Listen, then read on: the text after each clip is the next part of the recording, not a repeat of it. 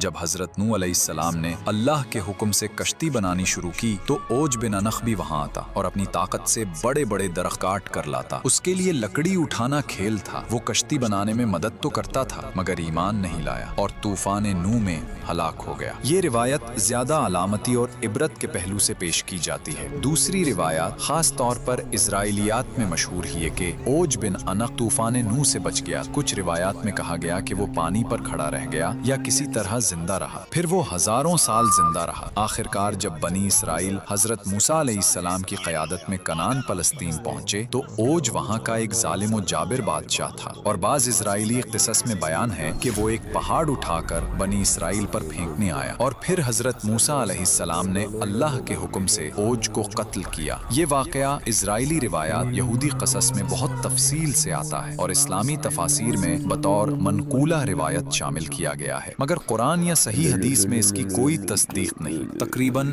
100 سال لگے اس عظیم کشتی کو بنانے میں، جو بالآخر مکمل طور پر تیار ہوئی۔ کشتی میں 3 حصے بنائے گئے۔ اوپر کا حصہ انسانوں اور پرندوں کے لیے، درمیانہ حصہ عام جانوروں کے لیے، نیچے کا حصہ درندوں کے لیے۔ حضرت نوح علیہ السلام نے اللہ کے حکم کے مطابق کشتی تیار کی تاکہ عذاب کے وقت ایمان والے محفوظ رہیں اور اللہ کی نعمت سے نجات پائیں۔ اے میری امت سنو، میری بات غور سے سنو۔ اللہ تعالیٰ نے کافروں کو بہت مہلت دی تھی، لیکن اب ان کے پاس کوئی مہلت باقی نہیں رہی۔ یاد رکھو، یہ کشتی جو ہم اللہ کے حکم سے بنایا ہے، ایمان والوں کے لیے پناہ ہے۔ جو اس میں سوار ہوگا وہی زندہ بچے گا، اور جو سوار نہ ہوا وہ ڈوب جائے گا۔ تم جان لو، جب بڑی نشانی ظاہر ہوگی اور اس تندور سے پانی نکلے گا تو وہی وقت ہوگا عذاب کے آغاز کا، پس فوراً اس کشتی میں سوار ہو جانا، کیونکہ پھر اللہ کا عذاب شروع ہوگا اور اللہ کے کرم سے ایمان والے بچا لیے جائیں گے۔ اور پھر وہ دن آ پہنچا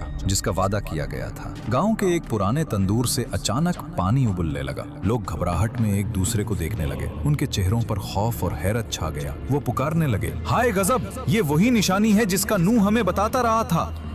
جلدی بھاگو!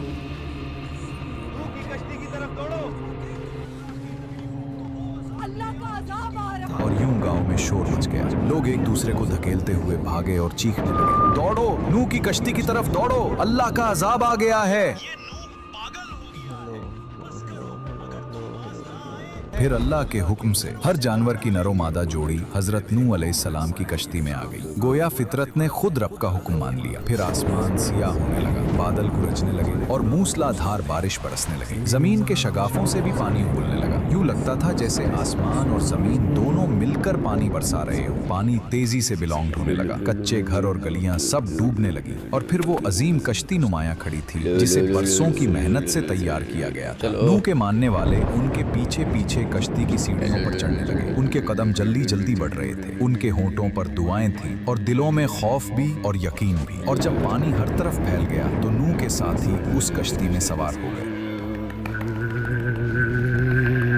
اور پھر وہ وقت بھی آ گیا جب کشتی پانی پر تیرنے لگے۔ پہلے وہ آہستہ آہستہ سطح آب پر حرکت کرنے لگے، پھر تیز لہروں نے انہیں اوپر اٹھا دیا۔ یوں لگتا تھا جیسے زمین کا پورا سینہ پانی سے ابھر آیا ہو۔ اسی گھڑی میں نوح کا ایک بیٹا جو نافرمان تھا پہاڑ کی طرف بھاگ کھڑا ہوا۔ نوح نے اس کو آواز دی، اے میرے بیٹے، ہمارے ساتھ سوار ہو جا، کشتی میں آ جا تاکہ تو بچ جائے۔ مگر اس نے انکار کیا اور کہا، میں کسی پہاڑ کی چوٹی پر پناہ لوں گا، وہ مجھے پانی سے بچا لے گا۔ نوح نے فرمایا، آج اللہ کے حکم سے کوئی چیز بچانے والی نہیں، وائے اس کے جس پر وہ رحم کرے۔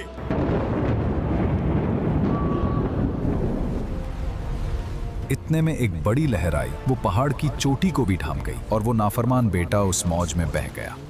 نوح علیہ السلام کا دل ٹوٹ گیا، مگر اللہ کا فیصلہ اٹل تھا۔ اسرائیلی روایات کے مطابق اوج بن انخ اس پانی میں کھڑا رہا۔ وہ کشتی اللہ کے حکم سے پہاڑوں کے درمیان سے گزرتی ہوئی اس مقام تک پہنچی جہاں آج بیت اللہ ہی۔ روایات کہتی ہیں اس نے کعبہ کا طواف بھی کیا، گویا توحید کا یہ پیغام پانیوں پر تیرتا ہوا عزل کے گھر کے گرد چکر لگا رہا تھا۔ وہی مقام جہاں صدیوں بعد ابراہیم علیہ السلام کو کعبہ اٹھانے کا حکم ملے گا۔ اور پھر اللہ نے زمین کو حکم دیا، پانی نکل لے، آسمان رک جا، اور کشتی جودی پہاڑ پر ٹھہر گئی۔ اور کہا گیا اے زمین اپنا پانی نگل لے اور اے آسمان اپنا پانی روک لے، بس پانی خشک کر دیا گیا اور کام پورا کر دیا گیا اور کشتی جودی پر ٹھہر گئی۔ چلو حضرت نوح علیہ السلام اور مومنین شکرانے کے سجدے میں جھک گئے۔ سبحان اللہ، یہ تیرے وعدے کی سچائی ہے اے میرے رب۔ الحمدللہ، رب العالمین کا شکر ہے کہ اس نے ہمیں محفوظ رکھا۔ اب وقت ہے جاننے کا کہ زمین پر پانی کتنا کم ہوا ہے۔ حضرت نوح علیہ السلام نے ایک کوے سے فرمایا اے کوے، جا زمین کی طرف دیکھ اور خبر لا۔ کوا اڑا مگر وہ واپس نہ آیا، وہ مردار پر جا بیٹھا، زمین کی خبر نہ لا سکا۔ پھر حضرت نوح علیہ السلام نے ایک کبوتر سے فرمایا اے کبوتر، تو جا اور دیکھ کہ زمین خشک ہوئی یا نہیں۔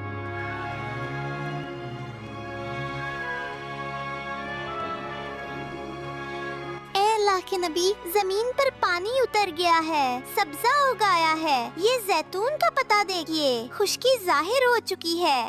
یہ تھی وہ خوشخبری جو اللہ نے اپنے نبی کو دی۔ زمین نے زندگی کا سانس لیا، پانی نیچے چلا گیا اور اللہ کی رحمت نے ایک نئی ابتدا کا اعلان کیا۔ یا اللہ، اے سب سے بڑا محسن، تو نے اپنی رحمت سے ہمیں اس ہولناک طوفان سے نجات دی۔ تو نے زمین کو نئی زندگی عطا کی اور ہمیں اس پر بسنے کا موقع دیا۔ بے شک ساری تعریفیں تیرے ہی لیے ہیں۔ جب حضرت نوح علیہ السلام نے کوے کو روانہ کیا، وہ مردار پر جا بیٹھا اور لوٹ کر کوئی خبر نہ لایا۔ اسی نافرمانی اور بے وفائی کی وجہ سے کوا آج تک انسانوں سے دور اور اجنبی سا رہتا ہے۔ وہ کبھی وفادار پرندوں میں شمار نہ ہو سکا، لیکن جب کبوتر کو بھیجا گیا وہ خوشخبری لے کر لوٹا، زیتون کا پتا چونچ میں لیے، امن اور امید کا پیغام بن کر۔ اسی لیے کبوتر کو ہمیشہ سے محبت، وفاداری اور امن کا نشان مانا گیا ہے۔ انسانوں نے اسے اپنا قریب ترین ساتھی سمجھا اور کبوتر کا ذکر ہر دور میں سکون، صفائی اور امن کے استعارے کے طور پر کیا جانے لگا۔ اے ایمان والو، اپنے رب اللہ کا شکر ادا کرو جس نے ہمیں اپنی بے پایہ رحمت سے اس عظیم طوفان کی ہلاکت سے بچایا